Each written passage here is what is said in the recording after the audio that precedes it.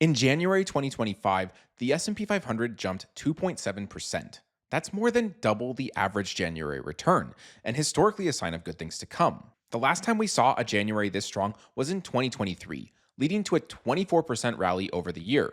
But this year, things look different. After a promising January, the market went on to lose over $5 trillion in value in just a few weeks, amidst tariffs and trade war uncertainty. The S&P fell more than 20% from February's highs, briefly dipping into bear market territory and reigniting fears of a recession.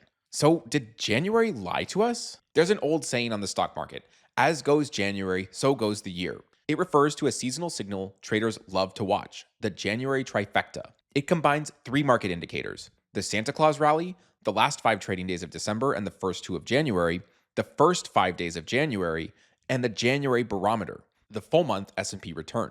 It may sound overly simplistic, but it has an impressive track record. When all three are up, it's historically a bullish signal for the year ahead, and vice versa. For 2025, 2 of the trifecta's 3 indicators are up and 1 is down. Here's what that might mean for the year ahead, and also why we might want to take these numbers with a grain of salt. For example, in 2023, we got a full trifecta. The Santa Claus rally, January's first 5 days, were up, and the January barometer returned an outstanding 6.2%. Sure enough, the S&P went on to rally 24% that year. But in 2022, the trifecta was mixed with a 5-point loss in January. And true to form, the S&P fell nearly 16% over the rest of the year.